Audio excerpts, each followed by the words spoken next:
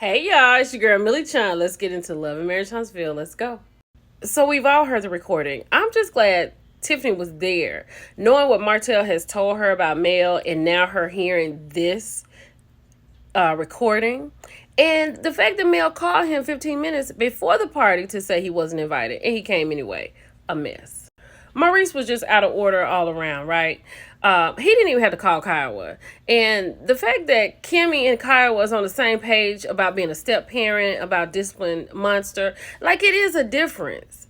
And I don't know what Maurice thinks. Like, this girl can't just do whatever she want to do to this woman's son. He is too much. Now, what Maurice needs to do is he needs to discipline Munster. Like, all that energy he put in to get Munster down to Huntsville, he needs to put that time in. That's his son. You know what I'm saying? I don't know where Ricky is, but I'm glad to see Kiki and Stormy together, and I'm glad to see them working it out. One thing I've known about Stormy, noticed about her, she's really big on energy. And another thing about her that I like, she may have a problem with someone in the beginning, but it's like she takes 24 hours, step back, and she's like, you know what, let me just sit down with him and let me talk to him. And usually it works out. I like that about her. Not Kiki being Flash the woman. I cannot. And Stormy is a big crybaby. Kiki don't care nothing about Tiffany being pregnant. Because one thing about it, Kiki gonna get her point across and she gonna get it out. So let's hope there's no babies that are being delivered in this episode. I hope when Maurice looks at this back tonight, he sees that Martell left out a lot of this story that he's telling him about Mariah's birthday party. He left out the fact that he knew that he was not invited. He left out the fact that he knew that this was Mel's year. I just had to say that. He also left out that Mariah had called him after the party for him to come pick her up, and he said, no, I'll get you on Monday. He left that out too. I hope Maurice is talking to Munster, because if he is talking to Munster and really involved where he wants Kimmy to be involved, then he will have an answer. He will figure out who his son is. I'm with Tisha. I'm so glad that everyone is trying to move forward. I am happy to see that. Stormy, why are you cursing like this in front of your mother? Girl, this is too much. Does anybody agree with me that Nell is just starting a lot of stuff this season? Like, why is she asking these questions? Is she a permanent cast member? The fact that Mel called Miss Betty lets me know that this is not one of Mel's peers, and it was too much. Miss Betty, you were wrong, right? That was just too much. I'm going to have to go on to part 2. I'll be right back. Hey, y'all, it's your girl Millie Chan, and I'm back with part 2 of Love and Marriage Huntsville. Let's go. First of all, Mel apologized to Miss Betty, and then she said, let me shut you down, and then she says, shut up.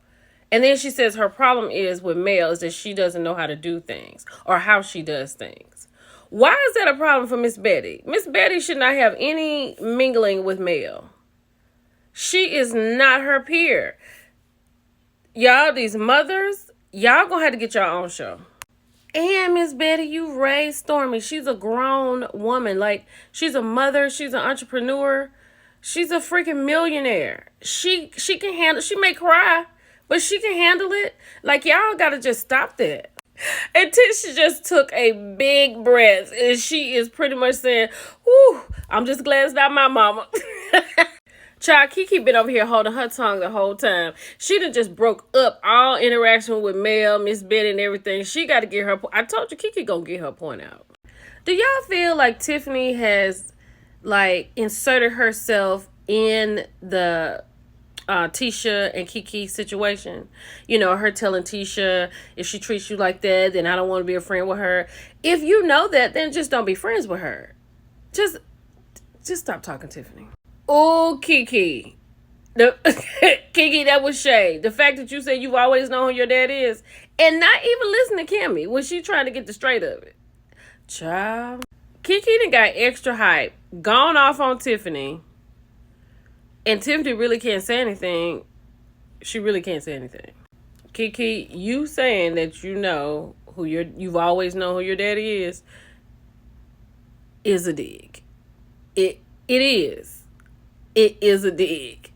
I know you may not have meant it maybe as a dig, but the way it came out of your mouth was a dig.